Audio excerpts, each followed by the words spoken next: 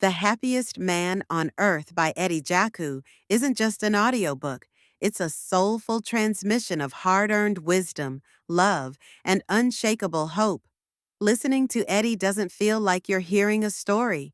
It feels like you're sitting across from a grandfather who's holding nothing back, offering the entire truth of his life, not to break your heart, but to open it. As I listened, I realized that Eddie's wisdom doesn't just stem from surviving unspeakable atrocities, but from choosing to move forward with an open heart. It's a message that invites you to reflect on your own life and the way you approach pain, joy, and purpose. One of the most powerful truths Eddie shares is that hatred is a poison you drink yourself. If anyone had a right to hate, it was Eddie. He lost family, friends, his home, and his dignity. But he refused to let hatred take root in his heart. Hearing him speak about this with such conviction felt like a gut punch. It made me rethink every grudge I've ever held, realizing that holding on to bitterness only harms us. If he could forgive, what excuse do the rest of us have? Another lesson that hit me deeply was his belief that happiness is a choice, even in darkness. Eddie doesn't sugarcoat his experiences. He doesn't say happiness comes easy, but he shows that it is possible. Even in Auschwitz, surrounded by death and cruelty, he found reasons to smile. He says happiness isn't about your circumstances, it's about your mindset. It made me pause and ask myself how often I postpone happiness, waiting for better days. Eddie's life is proof that happiness isn't something you find, it's something you decide. Eddie's survival wasn't just about luck or resilience, it was about true friendship. His bond with his best friend, Kurt, was one of the things that kept him alive. They protected each other, shared scraps of food, and held on to hope together. He emphasizes that friends are lifelines, people who pull you out of despair, remind you of who you are, and keep you anchored when everything else feels like chaos. His words made me appreciate my own friendships in a way I never had before.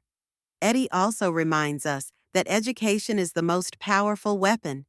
Before the war, he was a brilliant student. But when the Nazis came, his education became his survival tool.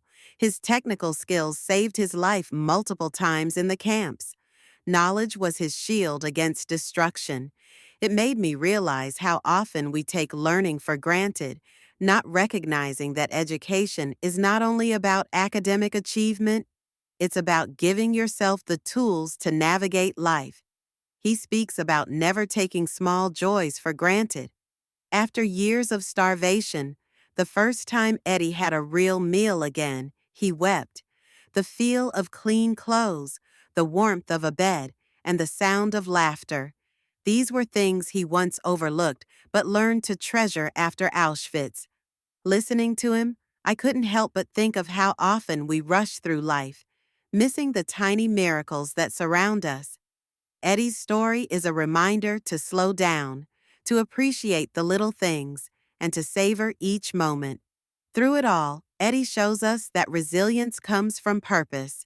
One of the hardest moments in the audiobook was hearing him describe the loss of everything, his family, his freedom, his dignity. But he kept going because he had a reason to survive, to bear witness, and to make his suffering mean something. When life knocks you down, having a why makes the journey forward possible. It was a powerful reminder that no matter how tough life gets, if you can find your purpose, you can endure almost any hardship. Eddie doesn't sugarcoat life, he calls it like it is.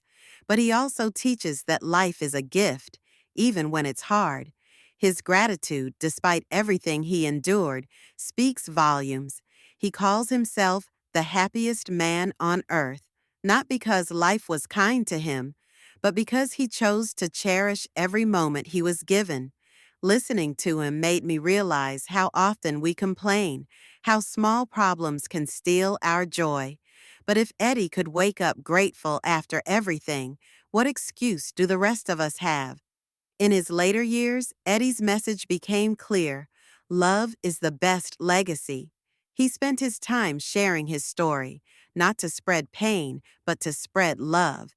He believed his survival had a purpose: to teach kindness, to remind people that even in the face of unimaginable evil, love is the answer. The way he speaks about his wife, his children, his new life, it's a love letter to the world. And by the time the audiobook ended, I wasn't just listening to his story. I was carrying it forward. Eddie's story isn't one of simply surviving. It's one of choosing to live with love, kindness, and purpose, no matter the circumstances.